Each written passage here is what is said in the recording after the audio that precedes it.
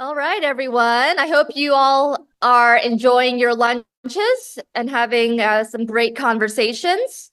We're going to continue on with our afternoon programming. Someone's phone is ringing. All right. So it's really my pleasure to announce the 4 speakers that will be giving our hospital-based presentations.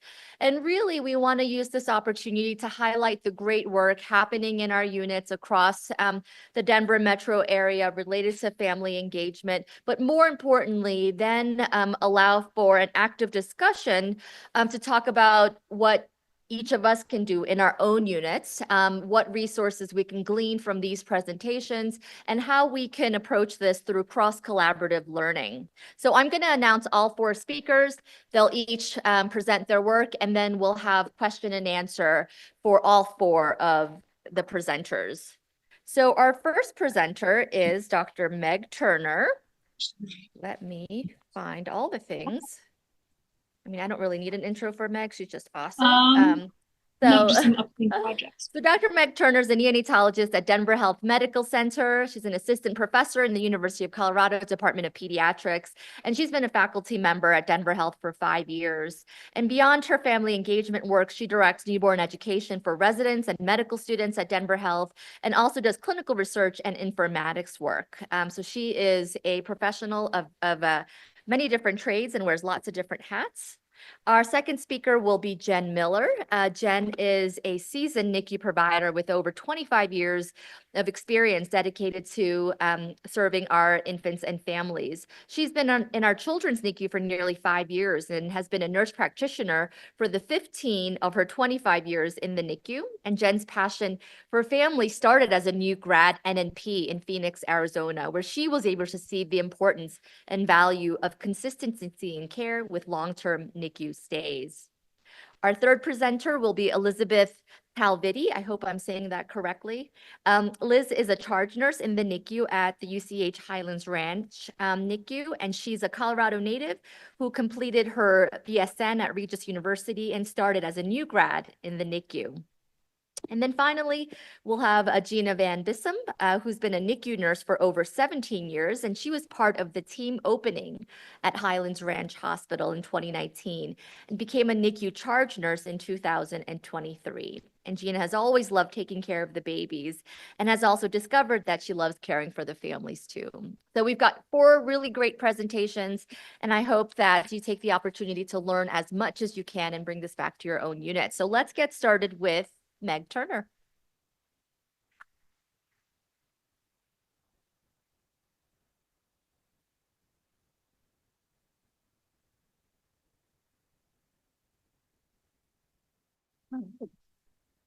Hi, everybody. Thanks for letting me speak on behalf of our Define team today.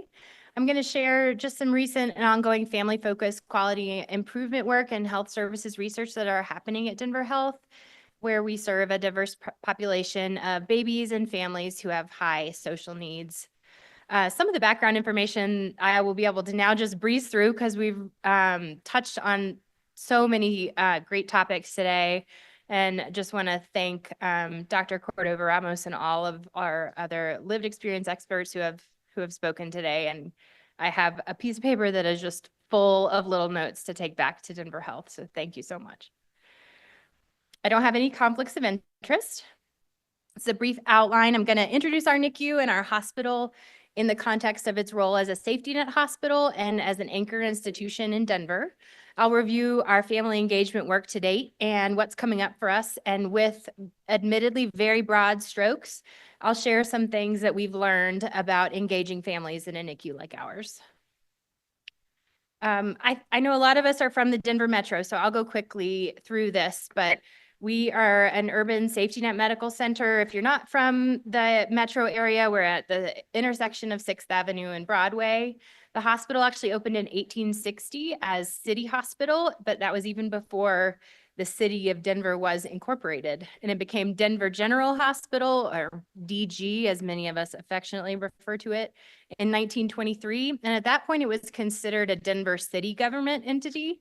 And then in 1994, the Colorado General Assembly created the Denver Health Hospital Authority as a political subdivision actually of the state of Colorado.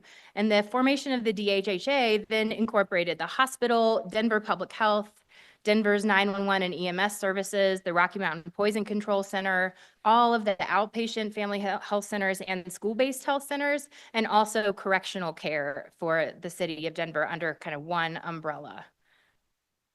So in terms of our patient demographics in 2023, and again, this is all, again, from EMR data, and we've talked about the limitations there, so please keep that in mind. But in 2023, we had about 50% overall Denver Health patients, so adults and children on Medicaid, 23% who were uninsured, 15% on Medicare, and 12% with private insurance. And according to the Colorado Department of Healthcare Policy and Financing, or HCPF, Denver Health provides 16 to 20% of all the care that's provided to the uninsured in Colorado. That's more than any other Front Range hospital. And as you've probably heard from the news, our uncompensated care costs were around $120 million in 2022, and that projection is closer to $160 million in 2024.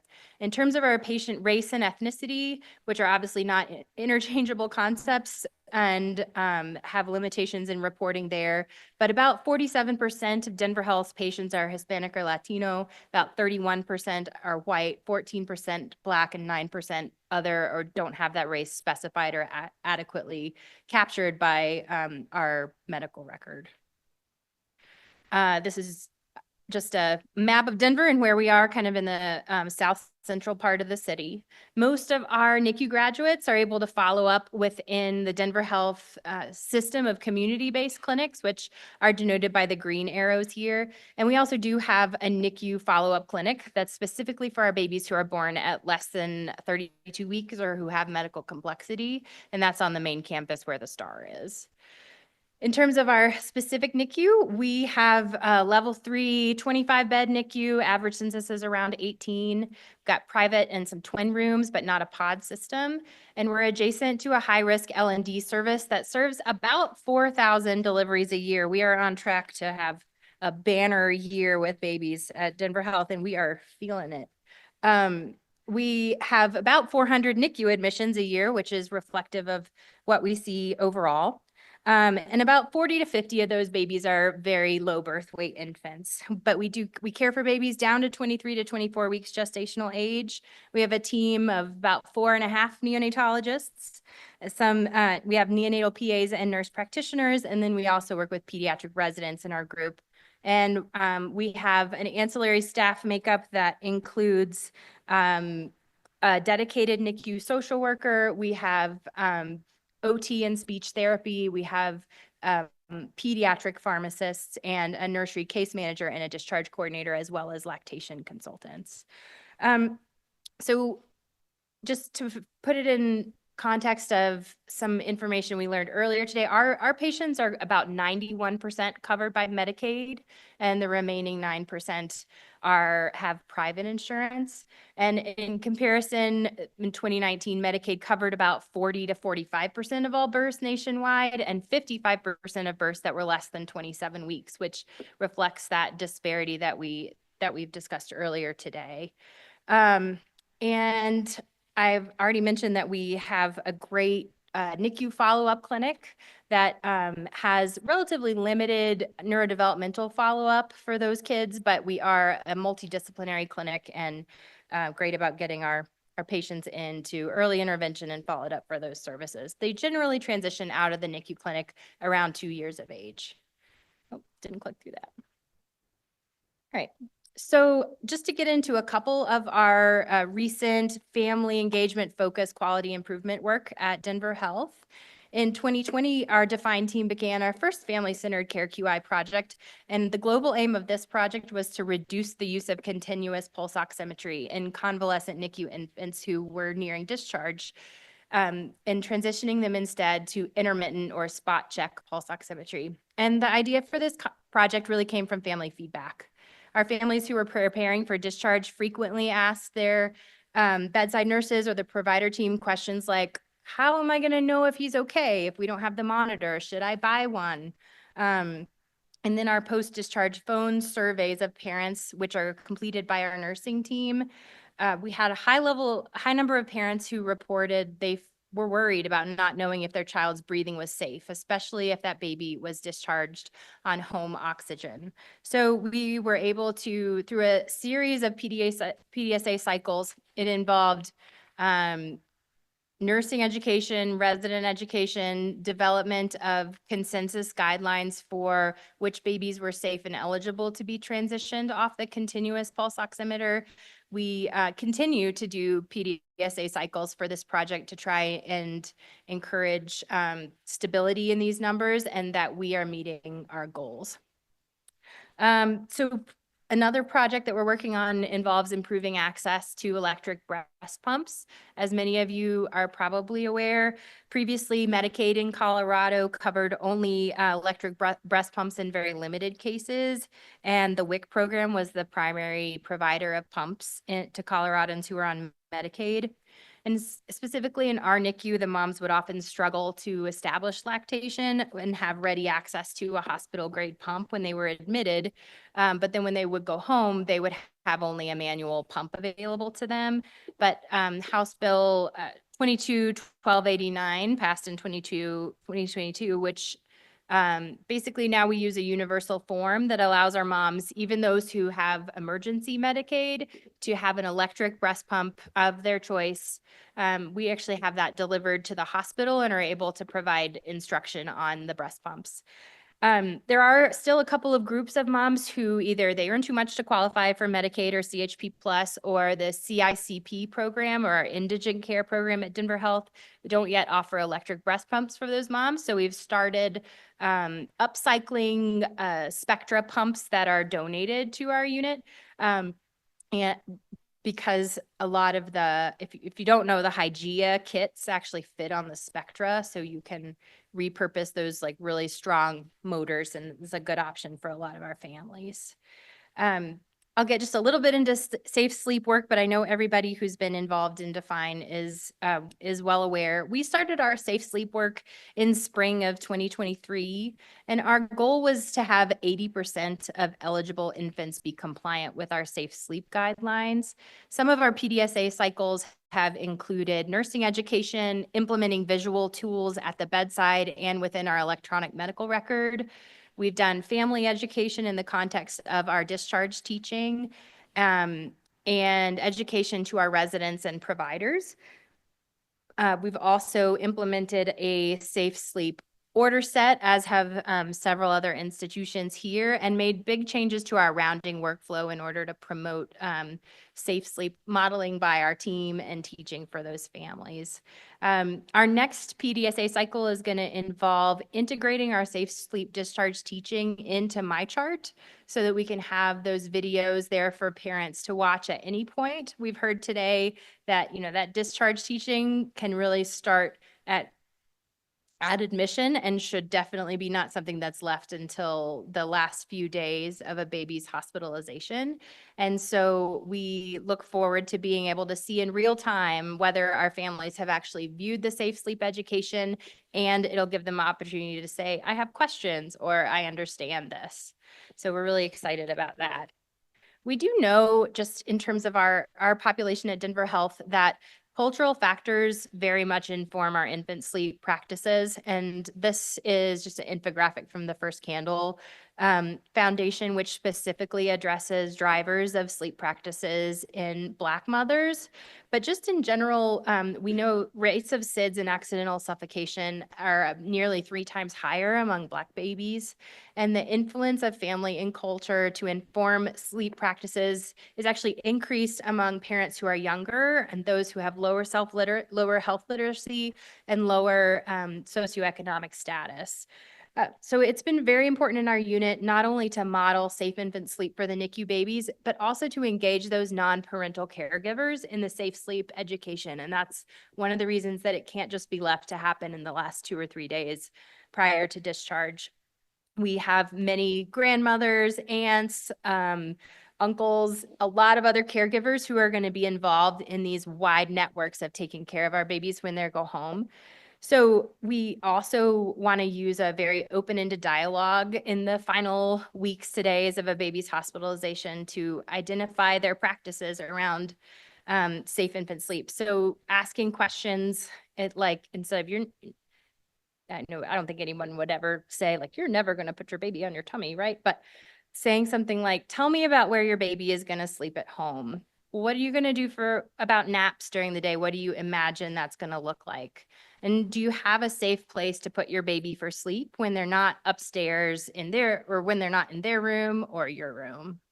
And really just getting a feel for what their plans are at home.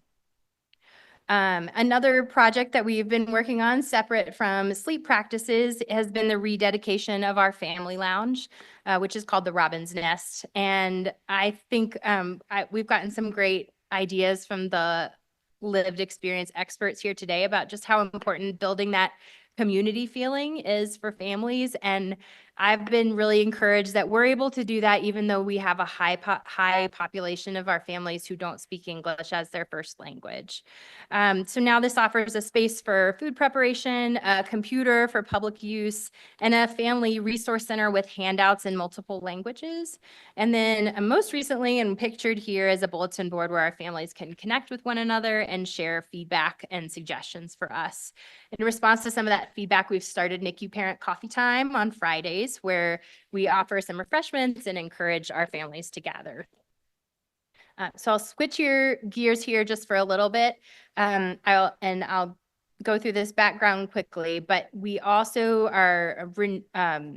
we have a new focus this year on continuing to address unmet health-related social needs in the NICU to the extent that we can. We all know that the care that we provide is the tip of the iceberg, and I really like this infographic here. We also know that a lot of the conditions that have adverse impacts on health predate our birth, and that social risk exposure, as has been mentioned earlier today, is cumulative. So it makes sense then that our preterm babies are some of the most vulnerable to high social risk, and these things that are, in some senses, we have very little control over while we're in the hospital. But we're hoping that we can change how we conceptualize that and how we think about the NICU as an opportunity to address health-related social needs.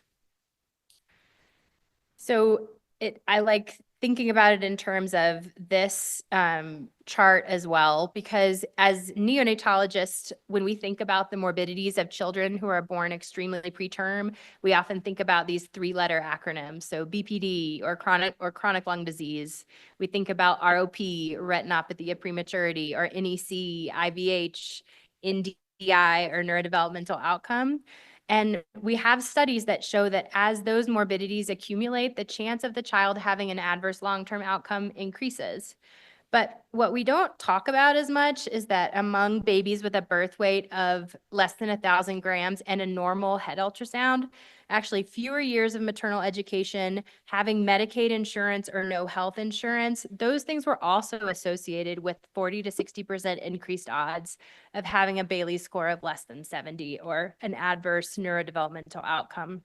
So our question is, and I think a lot of us are asking this, why wouldn't we seek to address these factors as much as we seek to mitigate chronic lung disease and interventricular hemorrhage and retinopathy of prematurity?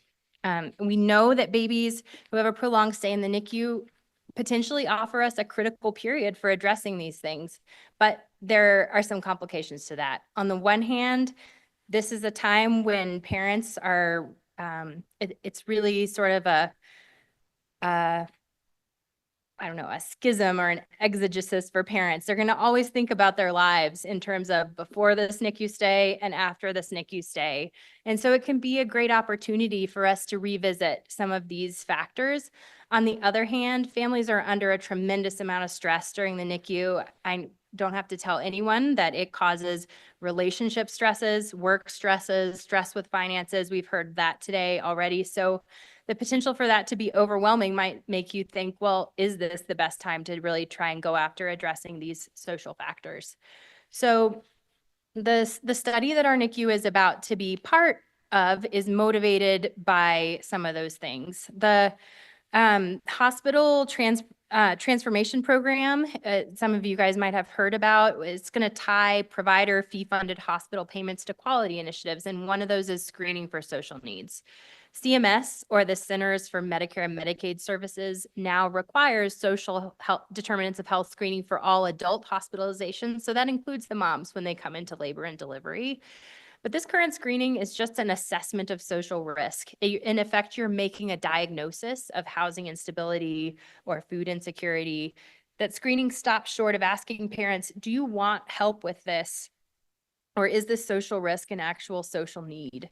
And we feel like the NICU offers many families a protected and prolonged period of exposure to medical and community-based supports, and it may be an ideal place to address social determinants and potentially impact the newborn over their lifespan. So these slides I'm going to attribute directly to Meg Parker and the primary study team, which is out of the University of Massachusetts. I've just adapted them to make sense for today. But at Denver Health, we've held off on the social needs screening beyond what we're currently doing with our NICU social worker so that we can implement this study faithfully. And this multi-center study is going to approach social needs screening in a data-driven way. It's called the NICU Lift Study. And the study is trying to answer a few fundamental questions. We're going to ask, can we screen for social determinants of health in the NICU? Does NICU-based screening improve our family's connectedness to resources in the community after NICU discharge? And then most importantly, to me at least, as not a primary health services researcher, does social determinants of health screening and referral translate into improved health outcomes for our babies? These are the 8, actually 7 now, safety net sites that are going to be involved in the study. And so what makes this unique is that these are all centers that do serve predominantly a high needs population. And we are going to begin our standardized screening and referral process in spring of 2025. So really excited about what that study will teach us about how we can help families during the traumatic and life-changing NICU stay to do things that are going to help their newborn succeed in the long term, even after they leave the hospital. We have a couple other projects related to outreach after discharge.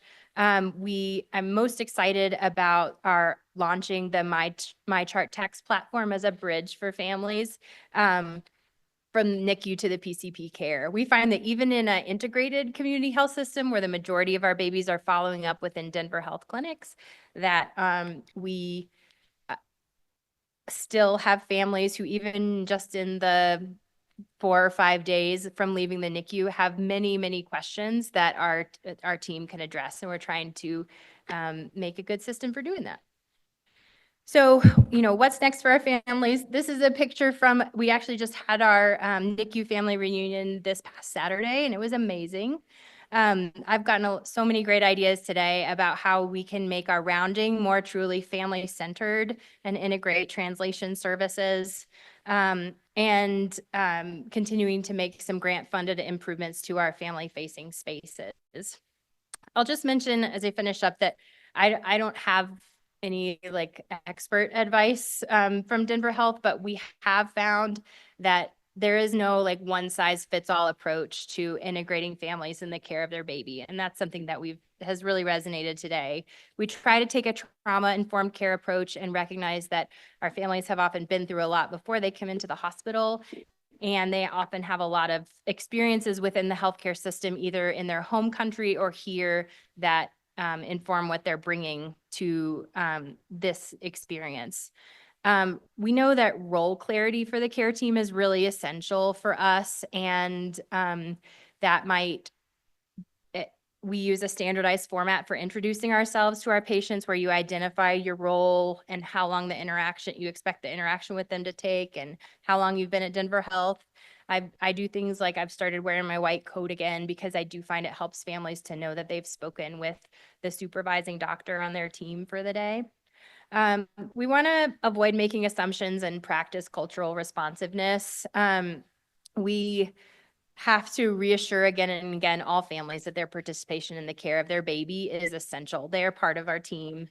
And then, as I mentioned, we need to be open to and really embrace the expanded structures of family support that our families have. So it's rarely just the mom and the dad for our families. So we want to identify who are the other people who are going to support you when your baby goes home, and how can we bring them in to our unit. And certainly that was really hard in the COVID times, but is getting easier now that we have easier visitation restrictions. This is our Denver Health Define team, and I won't go through all their names, but we're fortunate to be very multidisciplinary. And we also have 3 family experts who inform the work of our patient family experience committee. So thank you so much for letting me share our work.